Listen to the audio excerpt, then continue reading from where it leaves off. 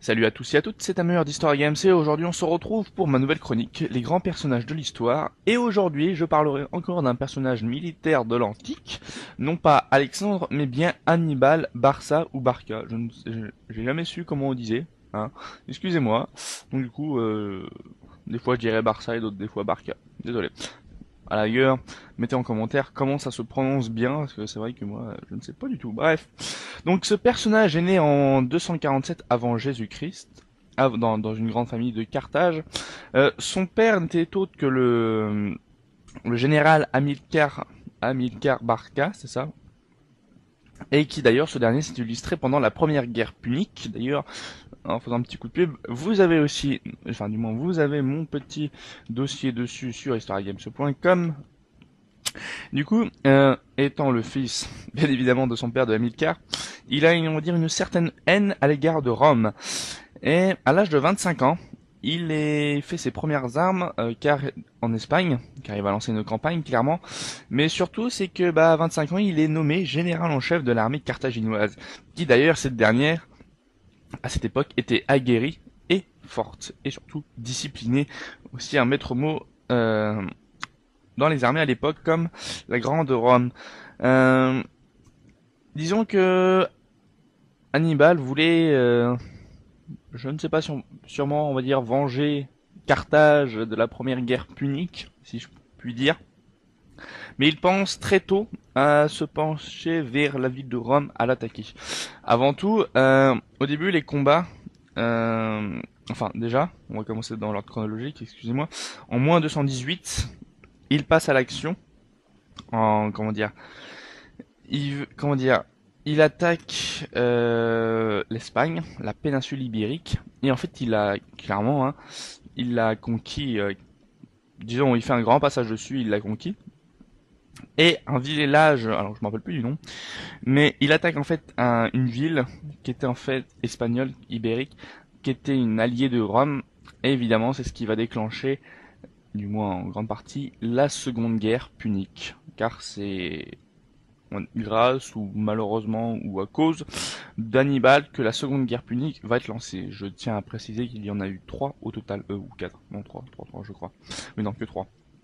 Bref, donc il se prépare à non seulement à attaquer Rome, mais il veut aussi, en fait, il veut donc aller jusqu'à la ville romaine Rome.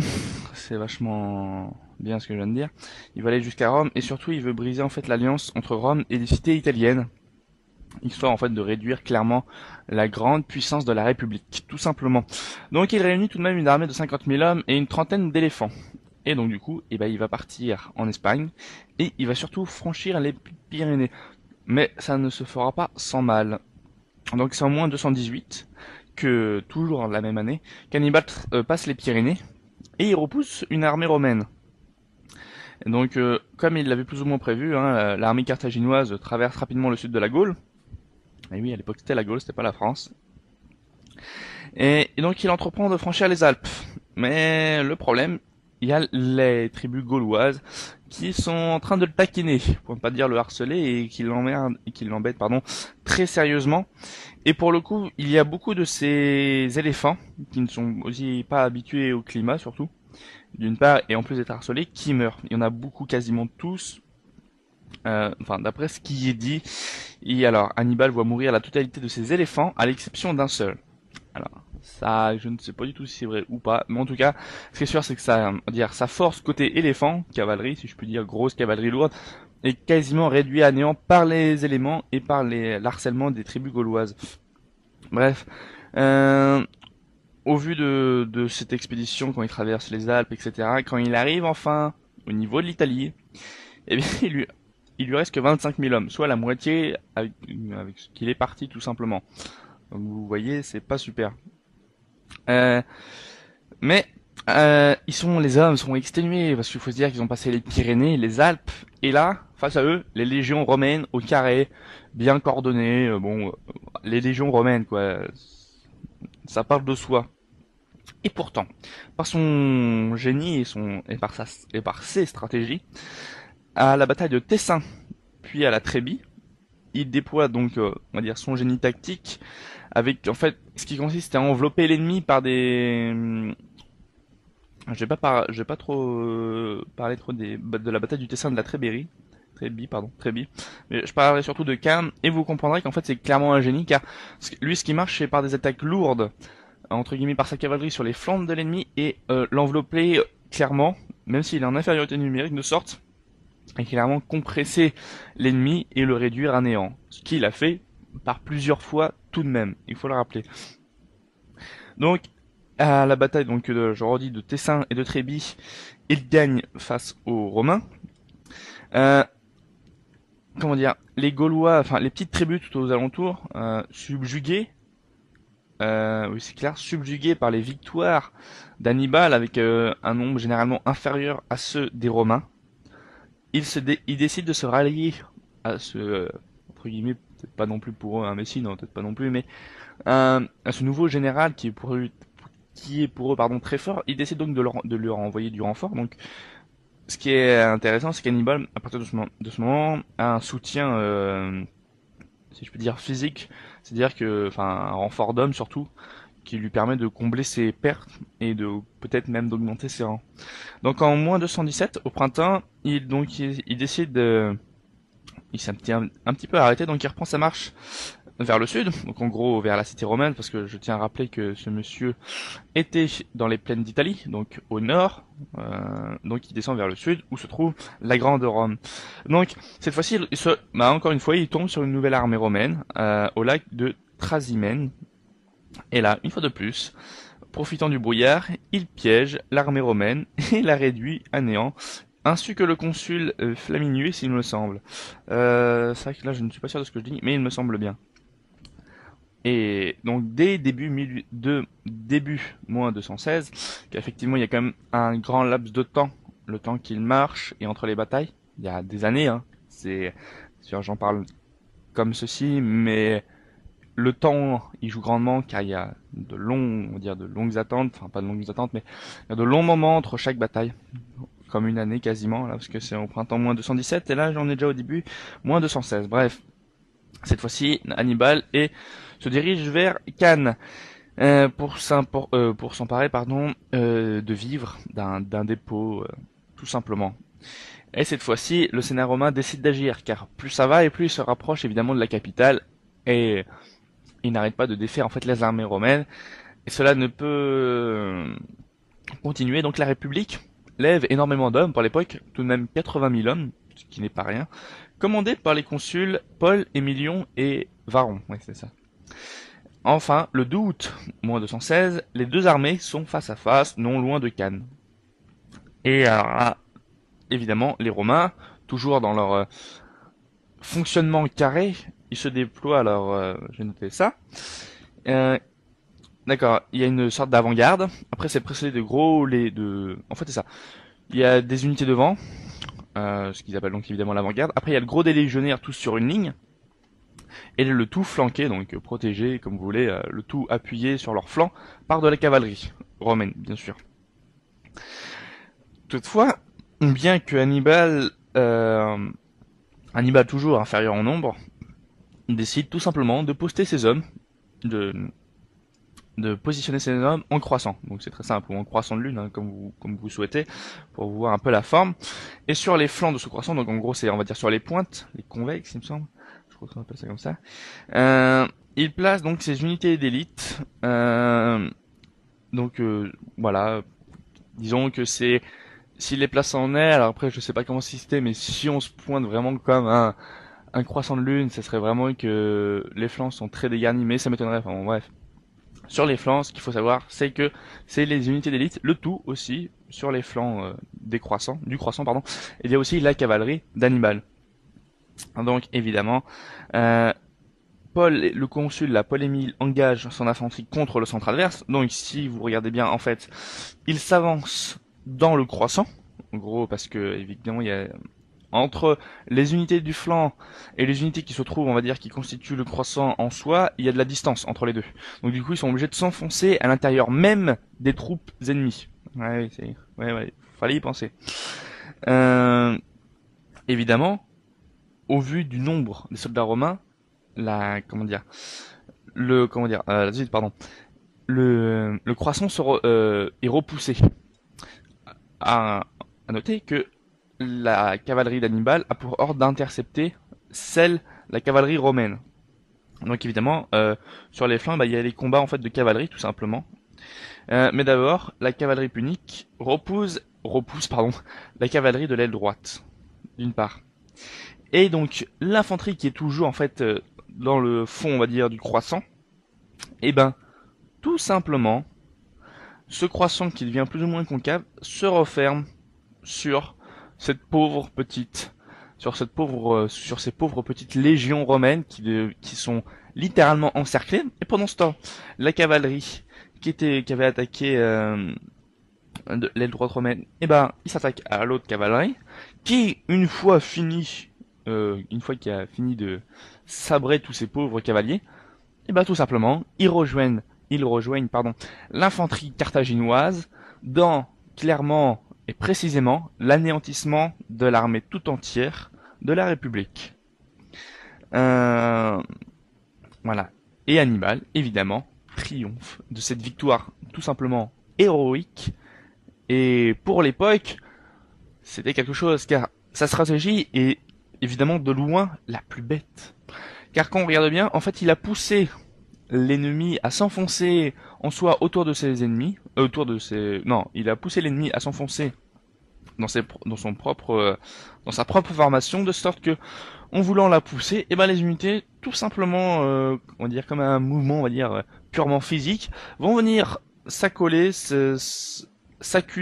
attention, autour des légions romaines afin de l'encercler et de les anéantir tout simplement.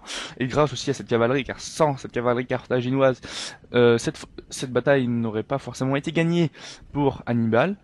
Les Carthaginois cavaliers qui s'occupent des Romains et qui les vainc, et après ils se retournent, après toute l'armée carthaginoise compresse et anéantit, clairement, annihile l'armée de la République. J'ai fait le résumé de la bataille de Cannes, et je vais même tout de suite sur le site vous trouver rapidement les chiffres qui sont tout simplement hallucinants, car nous rappelons qu'il y avait à peu près 80 000 hommes. Voilà, donc 8 légions romaines. Il y avait 8 légions romaines. Carthage en avait 55 000 tout de même. Donc bon, c'est quand même non aussi. Mais il avait, disons aussi, pas mal. Il était quand même en infériorité numérique, qu'on le veuille ou non, ce cher Hannibal. J'ai pas les résultats. Si. Voilà. Sur les 80 000 romains, 45 000 perdirent la vie et 20 000 furent prisonniers. 45 000 hommes sur 80 000, plus de la moitié. Imaginez la tronche du champ de bataille. Des morts et encore des morts. Et évidemment, sur le nom, parce que je vais associer ça à Games, sur le nom des morts, il y figure le consul Paul Émile Diancre. Ensuite, malheureusement, Hannibal, qui est donc son projet principal, c'est vraiment d'affaiblir au plus haut point la puissance de Rome. Il se décide, il va pas marcher. Évidemment, ça surprend tout le monde sur Rome. Évidemment, il dit que sans matériel de siège et avec des effectifs peu nombreux, il ne peut prendre la grande Rome d'assaut. Et du coup, aussi simple que ça, il décide en fait, il va se replier, mais pas comme parce qu'il a envie de se replier, vous allez voir.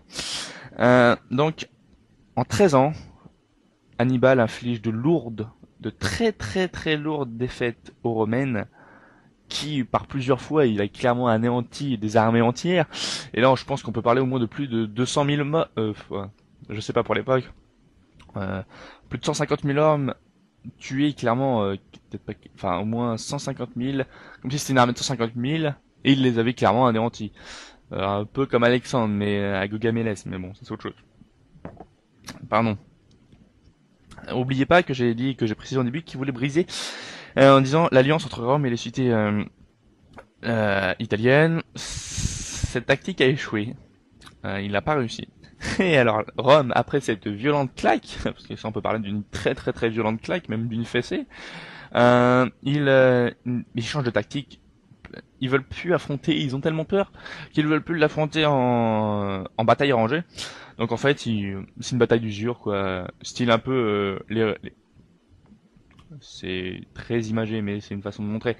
C'est avec d'unité, genre un peu les Cosaques, avec la campagne de 1812, avec la campagne de Russie sous l'Empire, quand Napoléon se replie, il y a les Cosaques qui harcèlent sans cesse les troupes françaises, et ben là c'est quasiment le même truc, mais on va dire à la façon romaine.